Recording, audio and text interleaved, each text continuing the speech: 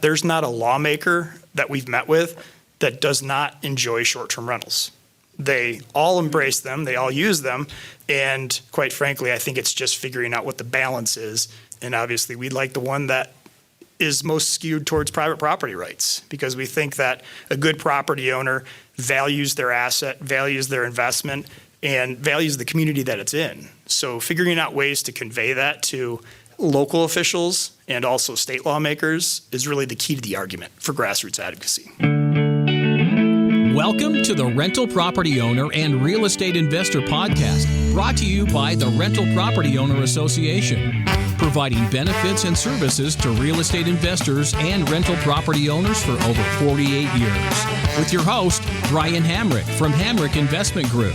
This episode is sponsored by Green Property Management, managing everything from single-family homes to apartment complexes in the West Michigan area. Find out more at greenpropertymgt.com. And RCB and Associates, helping real estate investors and small business owners navigate the complex world of health insurance and Medicare benefits at rcbassociatesllc.com. Hello and welcome to episode 392. So this is a panel for defending short-term rentals through lobbying and grassroots efforts. And we should all be careful when we acquire our short-term rental properties to make sure that we know what the prevailing laws and rules in the area are that you might be investing in. Many cities and municipalities are changing their perspective on short-term rentals and putting restrictions in place that may affect your bottom line. How many people in this room actually own short-term rentals? Fantastic. Okay, good. Then this applies to all of us, most of us in this room here. It does help to work with these cities, their decision makers, and elected officials to educate them on the benefits of short-term rentals. And the better your relationship is with your community and neighbors, the better your chances for success. We have two excellent panelists here with us today who have a lot of experience in lobbying and grassroots efforts with the city. Ryan Servatius has been in real estate for over 20 years. He sits on the NAR National Committee for Resort and Second Home Property Specialists, as well as the State and Local Issues Policy Committee. Ryan owns and operates Big Blue Rentals, managing vacation properties in Southwest Michigan based in South Haven. And Ryan has also spoken at national conventions on the resort market and short-term rentals. Ryan, we're going to get into this, but you've also had extensive communications with the city of South Haven, helping affect their short-term rental policy as well. And we'll get into that, but first I'm going to introduce Brian Westrin, who serves as Michigan Realtors General Counsel. His roles encompass a concentration in fair housing law and education, RESPA compliance and education, policing unlicensed real estate practice, mortgage fraud, and publications. Brian is also an active lobbyist at the Capitol in Lansing, and Brian also facilitates meetings of the Realtors Legal Action Committee and handles all requests made for legal action fund assistance. So, Brian, Ryan, thank you for being here today. My name is Brian, too, so if I get confused, that's why. Yeah. Let's ground ourselves in what we're talking about when we talk about lobbying and grassroots efforts. And Ryan, I want to start with you because your story about what you were able to accomplish in South Haven, I think, is very enlightening and helpful to the group. So why don't you kind of set the tone for us and tell us what we're talking about when we talk about lobbying and grassroots and how you've affected that. Awesome, Brian. Well, South Haven, we've had rentals pretty much forever, way before I was around and thought of, and over the years, it's done great. So our town went from a resort area back in the 20s and 30s to an industrial in the 50s and 60s, kind of stagnant in the 70s and early 80s. And then some developers found that big old body of water out there and thought, hey, there's great condos here. And about the mid-80s, it started to take off, 90s, and then the city started to put in some marina projects. And then it got to the point where people didn't want to stay in hotels anymore. They kind of want to rent at a home where they could park and walk around. Well, this is all great until you get enough people that come in and are not regulated and have a couple parties. Somebody complains, and then it gets enough to the city and to a point where they have to take action. So about 2016, 2017, the city wanted to do a rental ordinance, and we worked on that for about a year, maybe a year and a half. And it actually came out really great. I was very proud of it. It was very simple. You can have a 1-to-4 ratio. It's going to have annual inspections. Of course, back then, I think it was like $25 or $30 to pay for your certificate each year. Now we're up to $600 a year for an inspection. And if you miss one thing and they come back, it's $100 every time they come back. But what we ended up getting was a great ordinance. But then after a couple of years, it got to the point where I'd be at NAR speaking. We talked to another person from another community, maybe Arizona or somewhere, that they took on the ordinance and they made it fit their community, which made us feel really proud of what we did. But then if you have people who don't like short-term rentals, they just never will, they'll find a way to bring it back up. And they'll try and whittle down. And what we did is we took our 2017, 2018 winning, and we left it alone and kept moving with business as normal, while the people who were anti-STRs put the right people into power in planning, council, and so forth in the city, till by the time we realized what was going on, it was trying to catch up. So we got a group of people who are short-term rentals. Holly, you're part of that group. So it's called SHIVRA. If you see it on Facebook, South Haven Vacation Rental Association. And what that group does is we've come together. We brought everybody who is a part of the South Haven, owns a second home, and we became a really good, powerful voice in the community where we give back to local organizations, work out at charities, show up at sporting events for the high school. And we have monthly meetings, as well as a couple of Facebook chats that usually go about a couple times a day on what's happening. And we support each other. We really have taken that grassroots effort and shown our community that, yes, we might not all live here full time, but we do care about the community, and that's why we bought it and why we fixed up homes. And instead of certain people looking at the community as, oh, these are just people running businesses in our neighborhoods and they're destroying our neighborhoods, here's a great way to look at it. Look at it as like you would test drive a vehicle. You're test driving a community. So at Big Blue Rentals, what we do, and I'm sure some other ones do in the SHIVRA, is when somebody checks in, we give them a questionnaire afterwards. Did you enjoy your stay here? Could you see your family coming here and living here full time?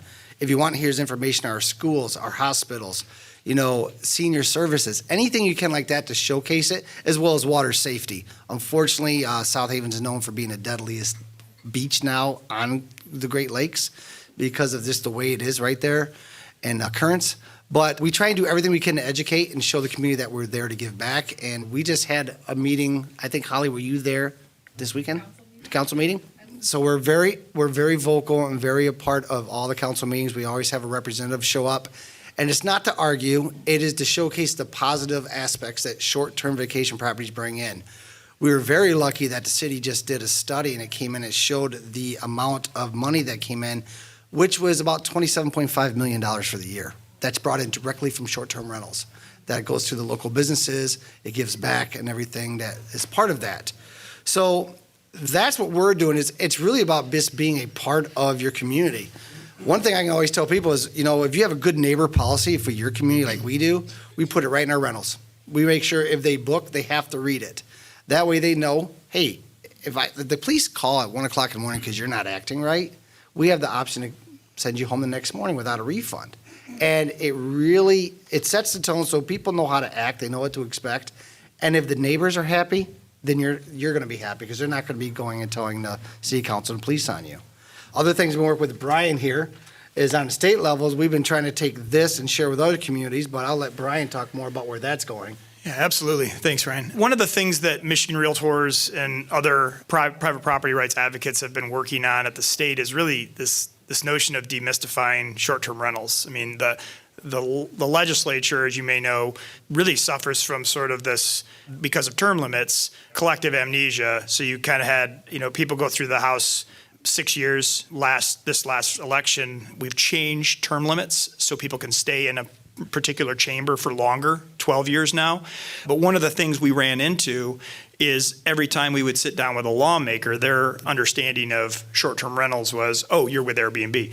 No, we are not with Airbnb. We are private property advocates, and short-term rentals have been essential to the fabric of Michigan well before any apps emerged. And so what was done once with a handshake or a simple contract is now done and easily identified online, but making sure the lawmakers understand really what we're fighting for. And it's always been couched in private property rights a balance that also requires accountability. So as Ryan has brought up, this notion of a good neighbor policy, local control, these are all sort of buzz phrases that get floated around and used by both sides of the argument. And while there will always be opponents to short-term rentals just based on we don't want them, there's also a really strong argument that resonates with lawmakers, resonates in the governor's office, that Michigan is a destination, and those communities that are tourism destinations, and also the argument that short-term rental is not just about tourism anymore, it's also part of the housing ecosystem. Travel nurses, people who come to Michigan on contracts for longer periods, but it doesn't make sense to do a long-term lease. Those are all new facets to this argument. And what we ran into, if you were at least tuned into the short-term rental debate over the session last year, had the greatest success so far. Housing protections for short-term rentals made it through the House, and it was prepared to be voted on in the Senate. And we ran into obstacles that were more personality-based than issue-based. So we were feeling pretty confident from the lobbying perspective that we had the votes in the Senate. But at the same time, we also knew that we were up against the clock because as session goes for 2 years, once you get into those summer months in the second year, you don't have a whole lot of session days left. So we did run out of time. But I think the good news is, we've put a lot of institutional knowledge in place with lawmakers that are still in. And I think the governor's office is aware that Michigan Realtors, other private property advocacy groups, RPOA, they're not looking for anarchy. They're not looking for a wild, wild west component to short-term rentals. They're looking for a balance for private property rights that also features accountability. What does sort of the future look like? I think legislatively, there's going to be new challenges. We know that opponents to the short-term rental legislation that we were supportive of, the Michigan Municipal League, the Townships Association, and tourism and lodging as well, which would be the hoteliers and restaurants by extension. But I think that so long as there's a framework to set up private property rights and an allowance for at least what a community needs for short-term rentals, whether it's a specific threshold, 10, 20%, whatever that is, and then also some sort of tax parity, I think that that's the direction this argument heads into. As you may know, with the original approach, it was addressing the zoning issue because we don't have a definition for what a short-term rental is in the Zoning Enabling Act. And the courts have, on multiple occasions, defined it as commercial activity. So if you are in a community that does not like short-term rentals, it's as simple as saying, well, it's commercial activity in a residential zone, so therefore it's not allowed, even if it has been allowed for generations. So that was where our intent was initially, and I think we still need to solve that riddle.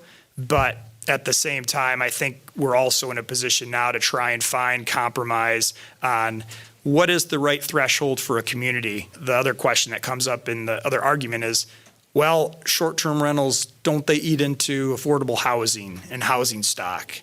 I think if we're all honest, we'll say that zoning and approaches to zoning that are draconian are really what is driving the affordable housing problem. You have communities that don't embrace density. You have communities that push things out with minimum lot sizes. And obviously, we are not building houses like we've done in decades. So housing stock is not something that can be really directly tied to short-term rentals. Is it a facet of it? Probably is. But at the same time, there are so many other areas that I think local governments in the state can look to inspire development, cooperative agreements between developers and local units of government. So we're really hoping that in embracing the discussion and not trying, at this point, we've got a legislature that is entirely blue. We've got Democrats in power in the House, Senate, and the governor's office. But we also know that there's not a lawmaker that we've met with that does not enjoy short-term rentals. They all embrace them, they all use them, and quite frankly, I think it's just figuring out what the balance is. And obviously, we'd like the one that is most skewed towards private property rights, because we think that a good property owner values their asset, values their investment, and values the community that it's in. So figuring out ways to convey that to local officials and also state lawmakers is really the key to the argument for grassroots advocacy. I'd like to take a moment to tell you about Green Property Management. Not only do they manage everything from single-family homes to apartment complexes in the West Michigan area, they also manage my entire portfolio. So I can tell you from personal experience that their unique flat fee management style is worth a closer look. If you feel that your property isn't operating to its fullest potential, then Green Property Management can help you take a holistic approach that will save you money, eliminate your headaches, and increase your net income. And if you're a property manager interested in applying Green Property Management's model, give them a call at 1-866-95-GREEN or visit them on the web at greenpropertymgt.com. If you're thinking of leaving your W-2 job and becoming a full-time real estate investor, one of the greatest costs you must consider is healthcare for you and your family. When I made this transition myself, I found the whole healthcare insurance process to be confusing and frustrating. That's why I'm glad I met Chad Creasy at RCB and Associates. Chad is a professional health insurance agent who helps real estate investors and small business owners understand and choose their best healthcare options. And best of all, his services are covered by the insurance company and won't cost you a dime. If you live in Michigan and are expecting a change in your healthcare insurance coverage for any reason, or losing employer coverage or transitioning into Medicare, then you owe it to yourself to contact Chad Creasy at rcbassociatesllc.com. Ryan, you've experienced this firsthand in South Haven, and Brian did an excellent job of kind of bringing up the different items that cities push back on, like the housing stock and whatever. What were the issues in South Haven that you had to confront that were kind of entrenched in the community as far as their feelings and views on short-term rentals? So everyone here, whatever community, would you say that you have an inventory issue where you're at right now if somebody wants to move in? And is the easy target short-term rentals that takes away from that? So when you dive deep into this and you look at least in South Haven's aspect, if you look at where the majority of short-term rentals are at, geographically, they're going to be within 4 or 5 blocks of Lake Michigan or downtown, something they can park their car, easy access to walk to. You don't have to get back in your car because you don't want to be there. You're there a week or a long weekend. So now you look at the price points of those properties, and then you look at the annual property taxes of those properties. Then you look at the average income of the locals and what they can afford. Those properties are not taken away from any locals at all because they're not want to buy a home that's going to be $22,000 a year in taxes. It's a lot easier to live in a township that's still in your school district, still have city water and sewer, high-speed internet on an acre versus a 50 by 100-foot postage stamp and have a 2-car garage that's attached because we do live in Michigan and we have the weather like we do outside today. And you have a newer home that's better insulated and is just better all around for a family and you're still there versus something that's in town in an older area. Because not every local, and I did this poll about 2 years ago. I asked everyone, vacationers, locals, how often do you see the sunset? Of course, the vacationers like, oh, every night we're there, we can't wait to see it. I mean, we paid $7,000 to $12,000 a week to stay here, we're going to go look at it. And then you ask locals, so I can't remember last time I actually went out to the beach and saw the sunset because they don't need to see all that like the locals. So at least in our areas, we see the short-term rentals are going to be around heavily attractive areas of interest, a destination area. One thing I was taking notes too when you were doing that is we're seeing a problem, at least in South Haven, it's archaic zoning. We've had tons of problems with seeing, we have a lot of workforce in the summer that comes and helps out in the summer, but they can't find the housing because a lot of our rentals go from June until September and now October because we're getting nice falls for color tours, short-term rentals, weekend rentals. Well, where does the staff have to work? Well, a lot of business owners end up buying a home and letting their staff live there during the season. Well, you could easily fix that. Towns like Douglas and Saugatuck that have ADUs. Are you all familiar with ADUs? So accessory dwelling unit, it's something that's small. They're usually anywhere from 300 to 700 square foot, and that's it. It is a small efficiency unit that you could have somebody take an old single-car garage and turn into, or you can buy them right off Amazon as a kit and put them up. So it is pretty much like a studio apartment that sits there. I personally like this because it gives the option for a summer worker to live there. Or say you have an elderly parent that just, you don't want them to live in elder care. You can put them right there so they're next to you in the same lot, living, they're secure. Or say you're an elderly person and you want some passive income to come in, and it's a little bit of security knowing someone next to you, you can place one as well in there. So there's a lot of options we could do, like ADUs, or even converting garages of space above it into an apartment as well. So there's a lot of ways that we can add more housing effectively and cost effectively as well. That wouldn't take a lot if we could just get our municipalities just to update their zoning laws, as well as adding, in South Haven, we don't have any duplexes. We don't have any triplexes. It's not allowed. The ones we have been there since the 70s and 60s. And so it's one thing we can always go back to. You can always take that to your municipality and say, what does our zoning have? What different areas do we have in our R1, our RB area? Do we have work livability? We're downtown. Do your storefronts have living upstairs for workers in the summer? And if not, how can they get grants to work on that? There's a lot of options to increase the housing, and it's definitely not from short-term rental use. If anything, short-term rental use is increasing your housing. Now, you said it's commercial use. I look at it this way. If it's still the same residential use. The courts. The courts say it, yes. So if I'm using the house, or Brian's using the house, or Brian is using the house, it's still being used as residential use. Doesn't matter if I'm paying for it or they're paying for it. And if they're not using it and you're using your home, you're still paying a bank for it. So there's still money being transactioned for that use when I look at it that way. Yep. So that's just my take on it. I can start ranting forever on this one. No, this distinction between residential and commercial has been, at least from the legal community, is really out of left field. And, when you think about the distinction for a short-term rental and a long-term rental, and the fact that money exchanges hands, but the use is inherently residential. That's where Michigan Realtors argued in the Supreme Court with an amicus brief. We've also engaged the Court of Appeals level as well.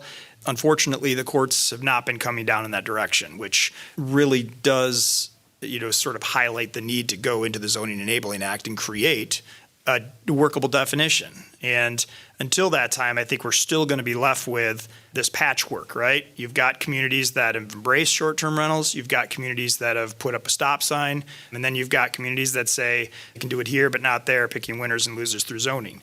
And that type of patchwork is bad for business, but also bad for Michigan as a destination.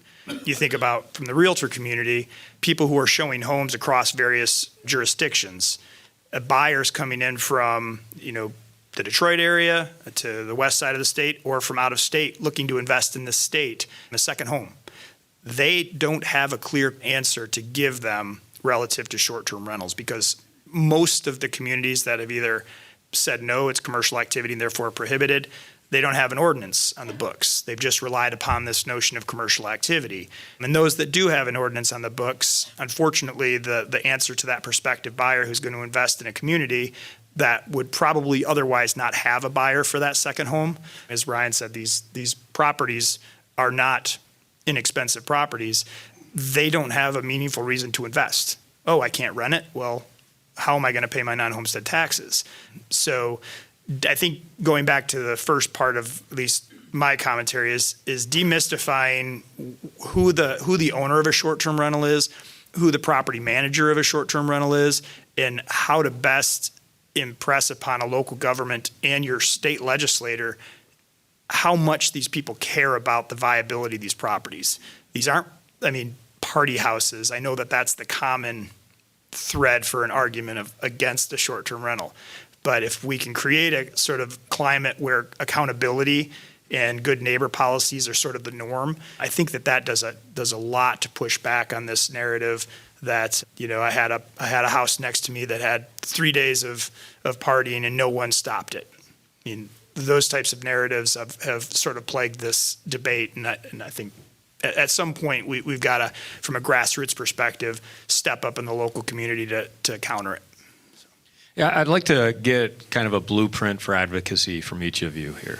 Ryan, starting with you, you were able to accomplish quite a bit in South Haven. What is the blueprint? Like, what could we all in this room follow in our own communities that you successfully accomplished in South Haven? One thing I would do is, whatever community you're in, try and reach out on the local chat line and find out who else is doing short-term rentals. Befriend them. Another thing, too, is talk to your neighbors. If you talk to your neighbors, say, hey, how's this working? Are the rentals treating you right? And if you go with those guys, they're going to have your back. definitely want a neighbor who comes out and your renter goes, gosh, this is a nice day. Where's a good place to go eat breakfast, or where should I go for dinner? You want that neighbor to be nice to them and make them feel welcoming, not turn around and go, I don't know, ask your property manager and turn around and storm off. So a lot of it's really just getting out and knowing your neighbors and knowing your neighborhood. That's the start. The other thing I would do is talk to your local municipality, talk to your zoning coordinator. If you have a short-term rental office, talk to them.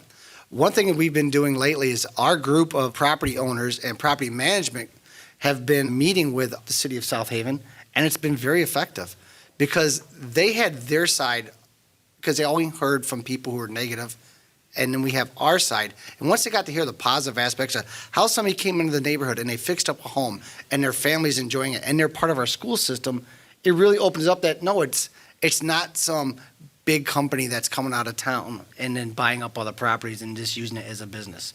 You got to put a human aspect on it. And once you get that, you'll go a long ways.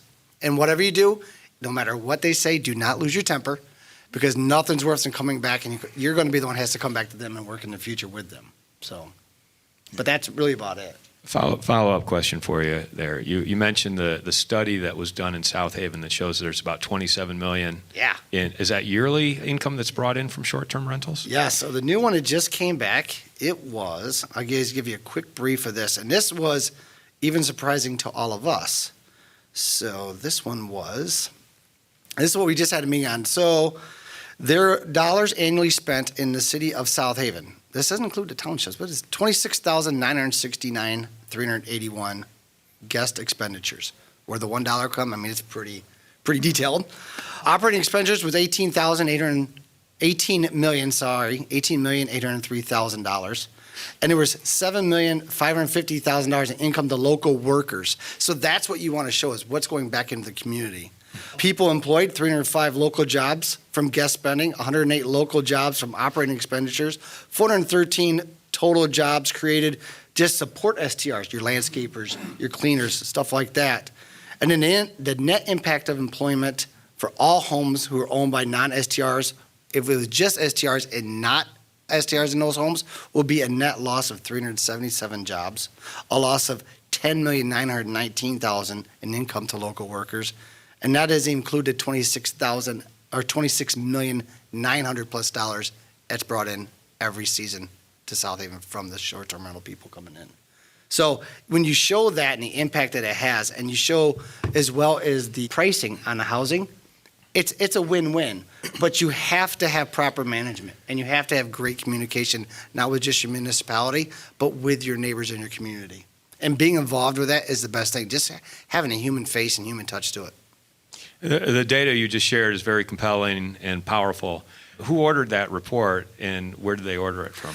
The city ordered it. I can get you the information on that as a third-party report done. I mean, because to me, it seems like having real data at your side that you can state those kinds of numbers is probably one of the most persuasive argument that you could possibly have.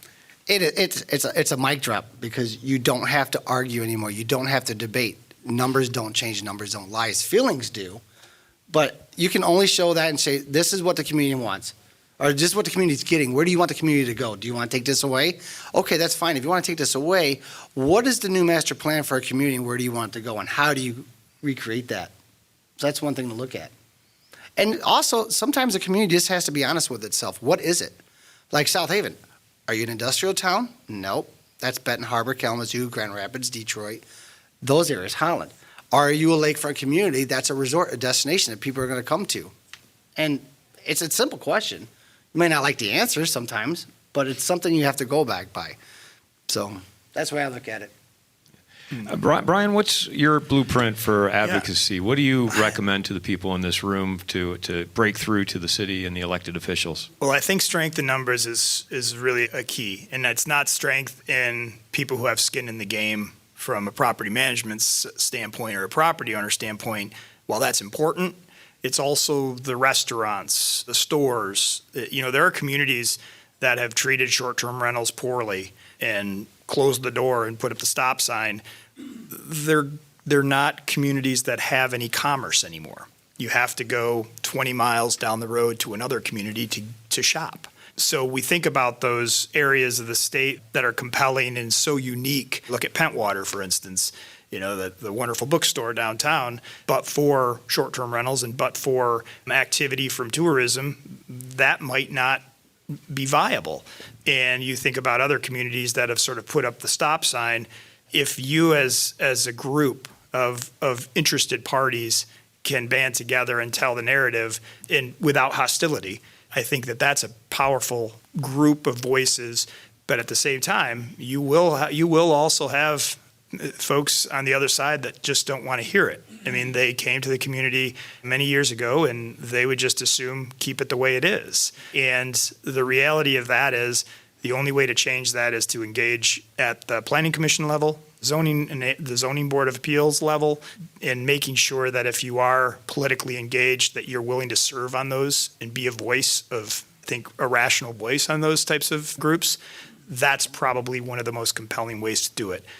We talked about sort of the blueprint at the legislative level of trying to create an overlay where there's a workable definition that all communities under the Zoning Enabling Act would understand that this is a residential use. It's not commercial activity, but it may be regulated. But at the local level, if you're left with a zoning ordinance that you have an opportunity to try and amend or create some sort of regulatory component for short-term rentals, you want to be at that table. And if you're able to insert yourself into the conversation, whether it's as a coalition like Shiva or any other group that bands together, you're not reacting, you're sort of part of the input. So often we start to hear about the conflict well after it's already been, it's exacerbated to the point of conflict. So, we hear a lot from Michigan realtors, people who have lost their private property rights. They've just been told that they can no longer rent. That's the wrong side of the coin to be on. You have to figure out a way to insert yourself into the discussion and try and influence policies that way. And along those lines, a question for both of you, what is the wrong way to go about it? Yeah, my perspective on that is, meeting it with outrage. How many people have attended a real hot zoning meeting or a real hot city council meeting? Nothing good comes out of it. And the sad part about it is many people in that room are colleagues, many people in that room are neighbors, and it just turns into the worst of us. So I think the best approach is, as Michigan Realtors tried to approach this initially, was we're not looking for all-out anarchy. We're looking for common sense regulations. So we know zoning's the issue, but we're also open to taxation. We're also open to a regulatory framework where we already believe locals can license and register and create inspection protocols for health and safety. We've never hid from those notions. So I think making sure that every time you're arguing for private property rights, you're also arguing for accountability and recognizing that there's two sets of private property rights, the person next door and the person who owns the rental. Those types of things, I think, get you off on the right foot. If you go in, straight fire, it always ends up with the dividing line being not in my backyard. And I know that that acronym starts to get really trite, especially on this issue. But I think the only way to really combat it is to make sure that there is a community groundswell of support. And I think Ryan tells the story well, and how South Haven was sort of mobilized and the community around it, where you've got people that are engaged, they're there year round, they know their neighbors, and they will go to bat for you. That's probably my 2 cents on the best way to approach it. Ryan, tell us a story about South Haven and a pivotal conversation or point that you were able to make that kind of turned the sentiment in your favor. A lot of it was how you perceived. Social media goes a long ways in chat rooms and going in front of city council. You got to think, when the people are angry and they get up there and they name call and the city hears it every day. Beyond what we hear at a council meeting, they get the phone calls, they get the people knocking on their doors, they get the emails. So they want to see somebody who has a face that's not going to be yelling at them. You have to, put your rights out and what you want, but you can do it in a professional and a friendly manner. And the other thing too is, show up and give support to the city. If they're doing something right, let them know it. But a lot of it just acting right and not going off on social media. I've seen so many people that have ruined their good name just because they had a bad night. and they just went off and they just blathered on, where I bet you the next morning they wish they didn't write that, or whatever meaning that got them going to that. But just remember that always be professional, no matter how hard it is, and smile. And if it's not worth arguing, come back another day and see if it's the next day. But that's really what it is that it really is, it's reaching out to your neighbors. You get your neighbors on your side, especially if they're local and they're there. Now, if they're fighting for you, nobody can come back and say, well, you're just doing that because you want to make money. It's your own personal interest. Oh, my neighbor's got my back now. And it makes it nice. That paper trail of social media, not much good comes from social media, but you can, on both sides of this argument, there are some horror stories about things that have been said that are just irreparable, right? So figuring out a way to stay classy, private groups on Facebook, that's always good to make sure that the advocacy and maybe the blowing off steam stays private. But as we know in social media, nothing really stays private for long. And I would definitely be very cautious on that, is because you always get somebody in that group that shares it with somebody or talks to somebody and it gets out there. So even then, don't put it in writing if you're frustrated. Screen caps. Yeah. You don't want to become a meme. All right, let's open it up for Q&A. Who has a question they want to ask? So I have two kind of halves of the question. One is, we've heard a lot about the misconceptions of localities to the benefits that short-term rentals bring in. What are some of the totally valid arguments that they have against the short-term rental inclusion? Because obviously there are a lot of benefits, but... Yeah, I'm happy to take that. And I think the one thing that really gains traction with lawmakers, at least at the state level, is the short-term rental argument in neighborhoods. And certainly in communities, as Ryan had mentioned, that are not so clearly a tourism destination. They might also have a robust school system, but also have a tourism draw. So figuring out a way to minimize that conflict by, you may not be able to make the pure zoning argument, right? You may have to come to terms with certain aspects and certain density and where these things are located. But I also think that accountability and creating this culture locally where you can say, we understand, if you have a short-term rental in a neighborhood and parties erupt and things become disruptive, it can very much distract from that community.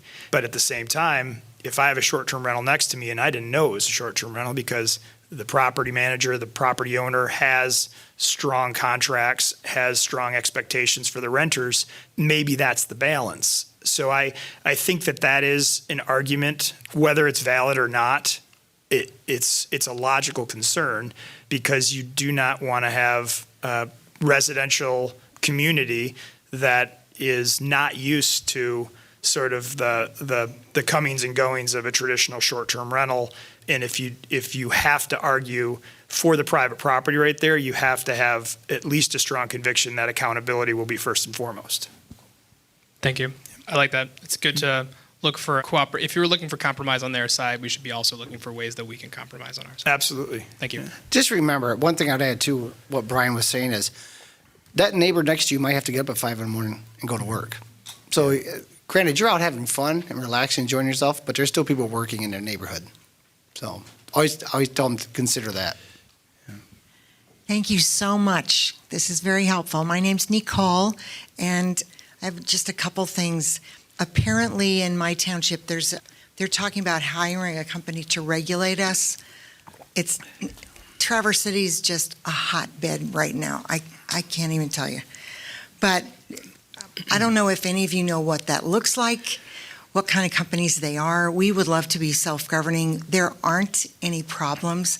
It's just a very small faction of the governmental body that doesn't like short-term rentals. So it's a problem. The other thing I wondered if you could email us those stats from South Haven and maybe give us ideas of how we can get our own. That was tremendously powerful. Thank you.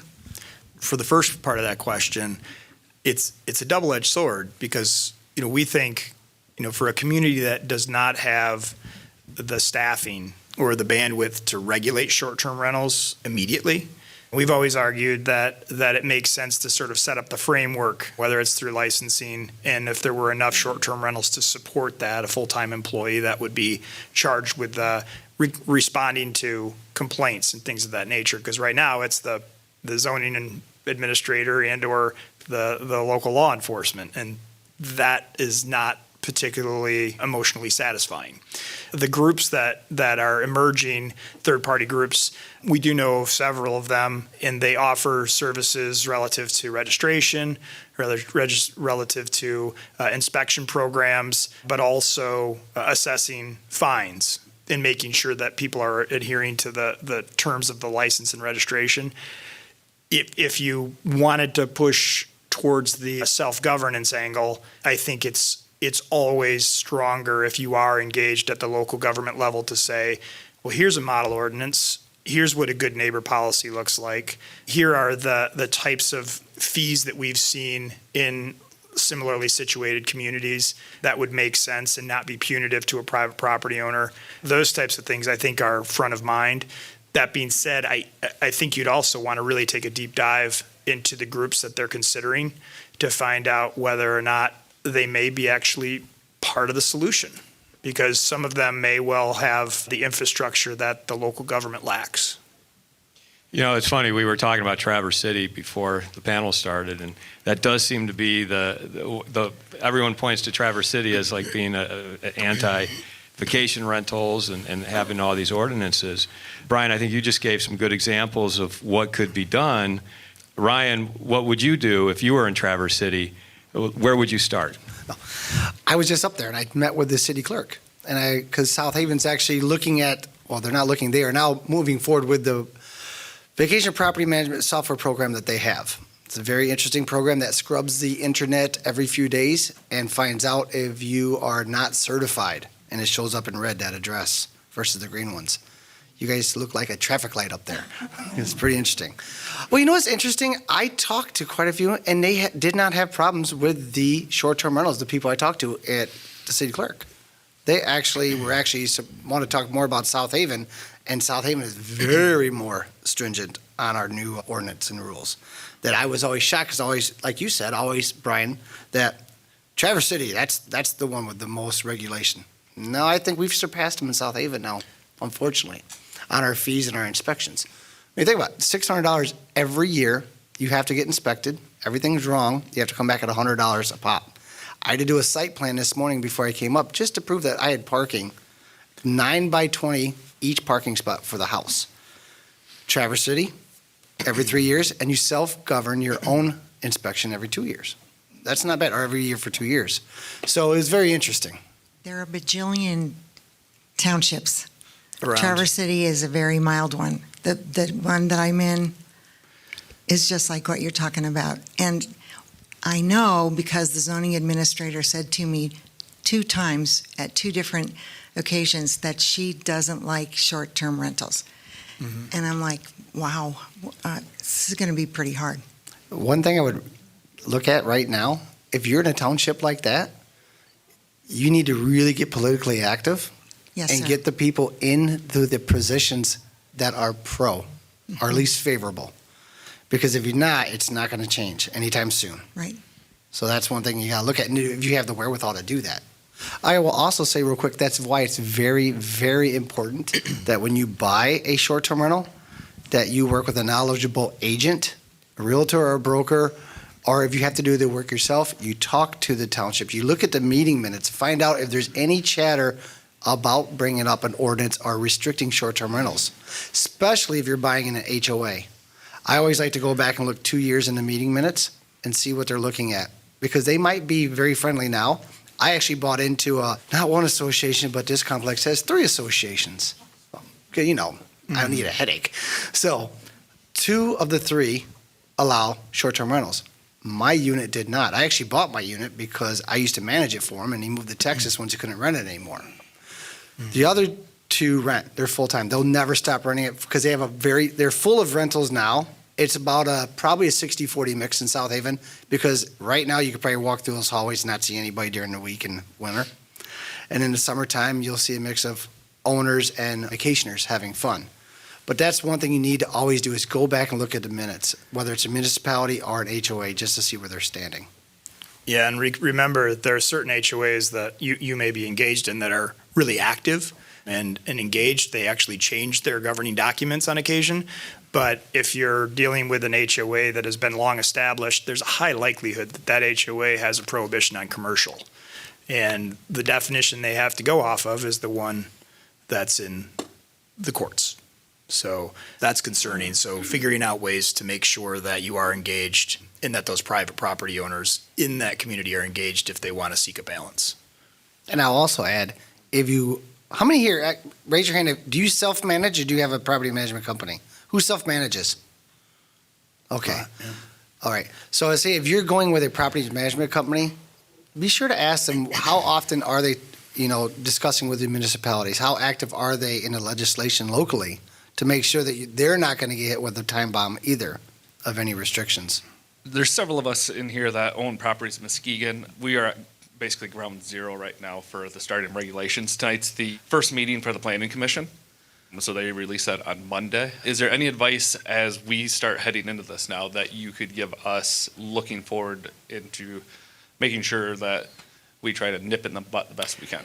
Do you know whether the municipality is looking at it from the perspective of zoning, or are they looking at it from housing code and health and safety? So tonight what they're doing is presenting other short-term rental codes. So they have a list of about 10 different cities, and they're going to go through them. They have Department of Law that'll be doing the presentation.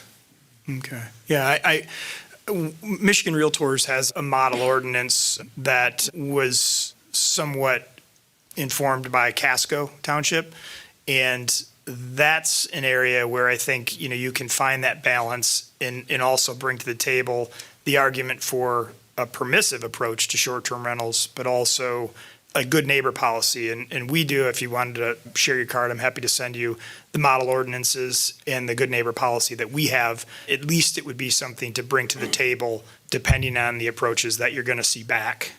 If it's really zoning oriented where they're going to allow it here, they're only going to allow a specific number of registrations or whatever it might be, you really just have to, I think, talk to them in terms of how powerful the economy is and obviously how powerful accountability will be. Because if you can make the argument that it's not the number of short-term rentals because it's never going to reach that threshold point where the housing stock is at issue, it's the accountability of the owner or whoever's managing the property and how engaged they are locally. Because I think that's the strongest argument for people who are, especially if you have strength in numbers going to that meeting. And Casco's right next to South Haven City. If you drove through, you probably wouldn't even know you're in Casco Township because it's just at Baseline Road. So you go from Van Buren County to Allegan County. And it's interesting because you have South Haven that has this huge ordinance put on for this and very restrictive.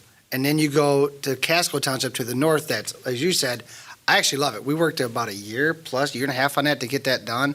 And then you have South Haven Township, which to the south that has no regulation at all. It's like Wild West there. But it's nice though because Casco's, it also depends on, what I was going to say is, how much do they have in your township to regulate it? So, the city of South Haven has a full department for this.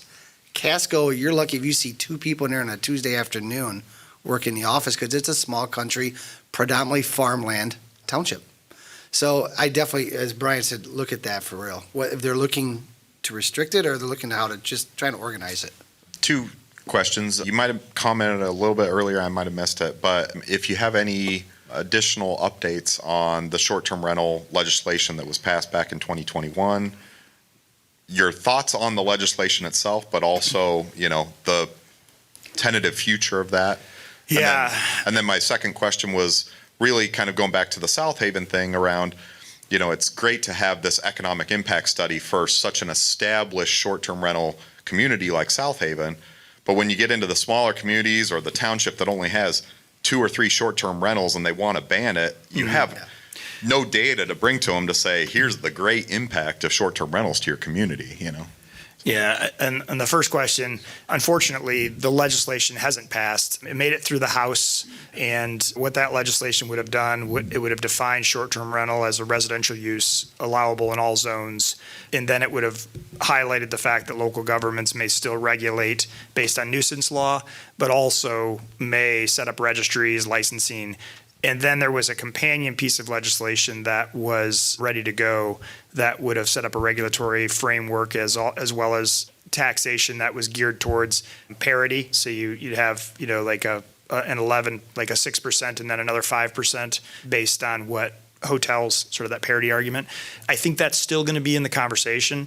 But to your second point, I think the biggest piece of that is a township or local government that has very few short-term rentals should have very few problems, but that doesn't mean that they shouldn't have expectations and, come to them with a solution. Come to them with a solution of good neighbor policy, immediate reaction from the property owner or the manager of that property, because I think the greatest fear is that if your answer is, well, call the police or send out the zoning administrator to address it, that's a loser of an argument, right?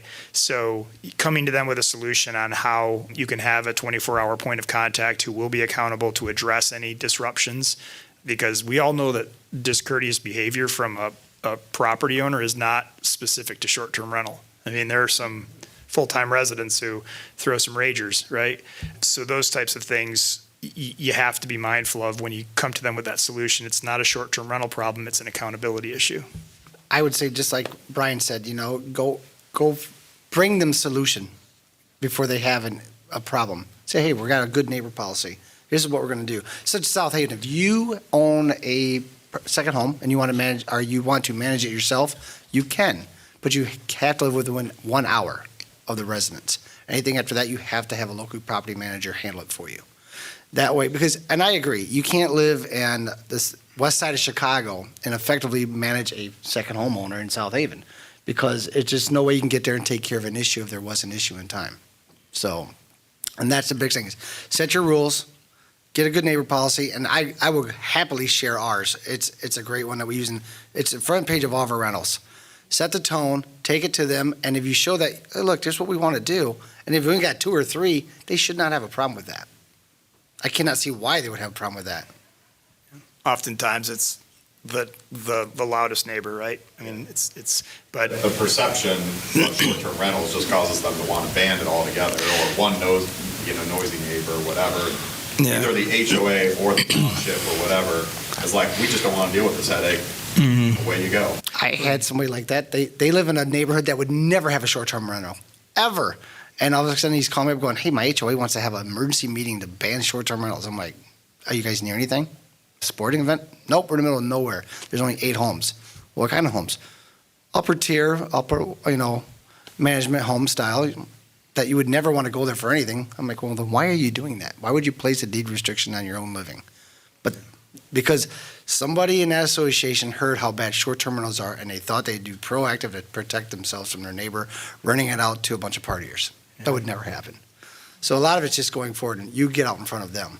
Yeah, and there's a story to be told as well that the opposition to short-term rentals, they have to understand it's sort of transitory. You can't, these properties that are held by one family may be held by an heir at some point who may well not have the wherewithal to be there full-time, so they may want to short-term rent a property. So you can't tie the hands of future owners. You can't look at it in that sort of snapshot in time. I think you have to think about private property rights in a more holistic sense.